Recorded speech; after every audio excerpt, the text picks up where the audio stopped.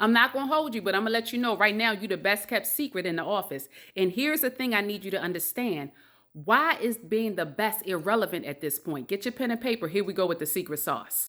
You think your work speaks for itself, but in corporate world, your work is whispering while others are actually screaming. And here's why. They've learned how to take the microphone and market themselves properly, which means that you're actually watching people half your talent get the visibility. They have the budget. They have the stage because they're screaming on the microphone that they have. Now, here's the thing I need you to understand. You sit there believing that you will be discovered. You already have a seat at the table. Now you just have to position yourself to own the seat. So now that we know that you're in the room, now that we know no one's going to discover you, let me tell you two things that matter. Number one, the handbook says that merit wins, but we're not going based off the handbook. Keep in mind, the handbook goes based off of compliance and rules and HR. I'm telling you, the game wins. The game is based off of leverage, influence, and attention. And here's the thing I need you to understand. Once you get to a certain point, whether it is middle management or C suite, we look at things based off of product. And when a product is marketed properly, that is the product that wins. Executive presence is simply the marketing product of your career. If you do not have executive presence, then you are not marketing yourself properly, which means you are not winning. Now, if you don't market yourself because you believe it's bragging and you do not like office politics, then you will go out of business. So here are three things, three pieces of secret sauce that's going to turn you from the best kept secret to the attention and visibility that you deserve within that boardroom. Get your pen and paper. Here we go with the secret sauce. Number one, stop reporting what happened, start predicting what's coming. How do you predict? With numbers. How do you predict? With data. How do you predict? With trends. Predict what is coming. C-suites, executive leadership, they love to know what's happening beforehand because we don't want to be reactive, we want to be proactive.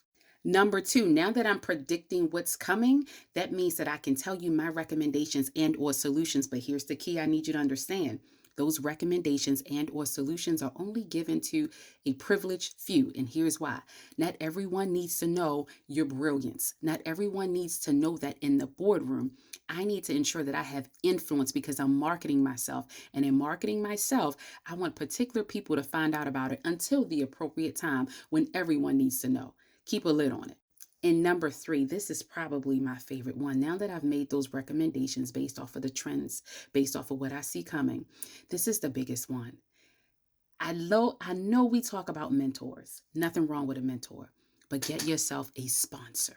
When the sponsor sees your brilliance, when they see how you're marketing yourself, when you present yourself as a business partner and you're building partnerships and allies, the sponsor is what's going to open the doors for the other rooms that you can't get into. The sponsor trusts you. The sponsor, now that they trust you, others in the business are going to trust you. And what does that do? That provides the opportunity to create an environment where you're able to shake hands with others in the room that you weren't able to shake hands in before.